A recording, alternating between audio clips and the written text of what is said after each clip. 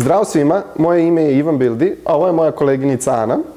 I vi gledate emisiju u kojoj mi odgovaramo na vaša pitanja vezana za internet marketing. Pa da počnemo. Miloš Gajić ima za nas 3 pitanja. Kaže ovako, ćao Ivane, hvala na svim savjetima i stvarima koje deliš, zaista znači puno. Par pitanja ako mogu. Evo ovako, prvo. Zašto cost per click na Facebooku raste, kako je ciljna grupa sve određenije? Ok, logično mi je da su veće šanse za klikom u određenijoj ciljnoj grupi nego u široj, ali voljela bih da znam ako ima još neko objašnjenje. Da.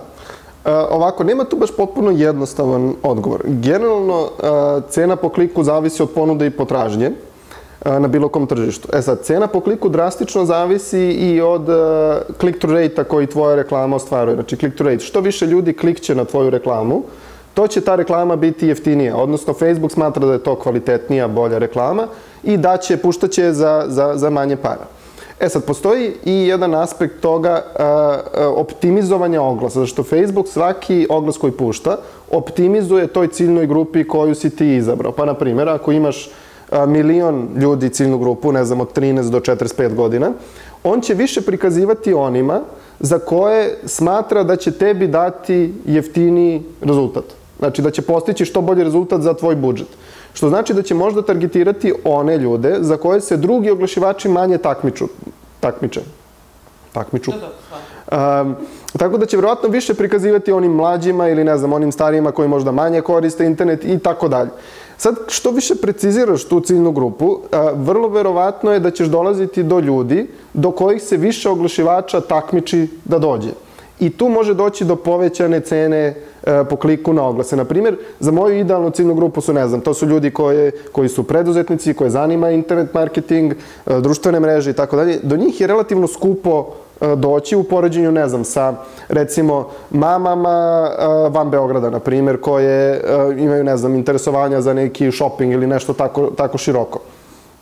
Tako da zavisi od te tvoje ciljne grupe primarno, ali dešava se da što je uža ciljna grupa da ti bude veća cena po kliku, ali bi krajnji rezultat trebao da bude bolji zato što je to bolja ciljna grupa.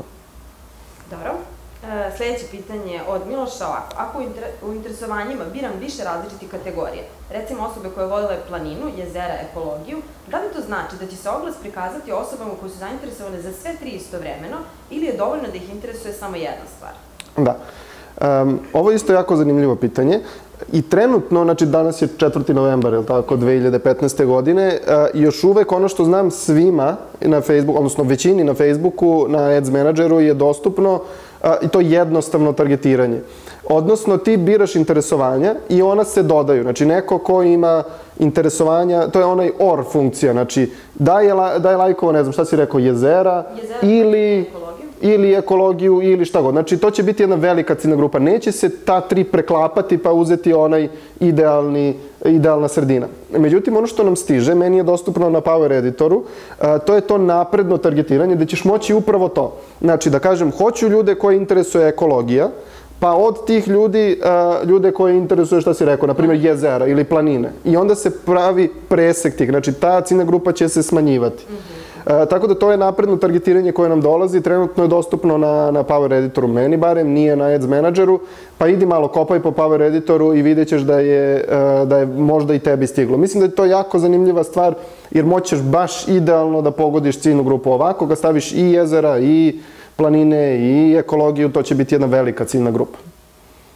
Dobro, i treće pitanje kaže, koja je neka gornja granica cene cost per klika koju ne prelaziš u svojim kampanjama?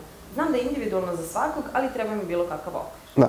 Evo ovako, znači, znam da ti treba bilo kakav okvir, ali okvira nema. Znači, moraš da ideš, nije bitna tolika cena po kliku, koliko je bitna cena po rezultatu koji želiš da ostvariš. Da li je to povećanje broja lajkova, da li je to odlazak na web sajt, da li je to kupovina, da li je to poslan upit, da li je to broj zahteva koje dobijaš za tvoju uslugu ili proizvod.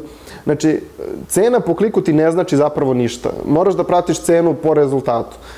Postoji, gledaj neke od prethodnih videa i live stream epizoda, pričao sam dosta o tome kako pratiti konverzije i kako jedini način da zapravo pratiš isplativost svoje kampanje. Znači, nemoj se fokusirati na cenu po kliku, fokusiraj se na to cenu po akviziciji. Čak i ako ona nije mnogo, čak i ako nije opipljiva u smislu tačnih konverzija.